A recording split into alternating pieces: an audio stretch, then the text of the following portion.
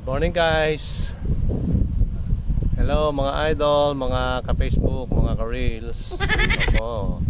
Kaya po ako'y nakagawa ng video kahit ganito ako'y nasa sa labas ng bahay.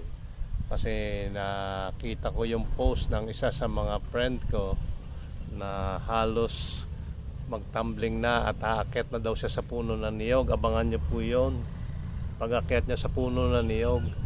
Ang may papayo ko po sa mga nahihirapan na nawawala ng content, sa halip po na kayo ay magta-type ng mga damdamin ninyo, ng inyong nararamdaman, i-video nyo.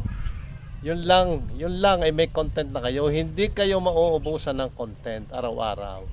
Kung ano ang nais ninyong ipahayag at inyo lamang itatype sa inyong timeline, i-video ninyo. That's it.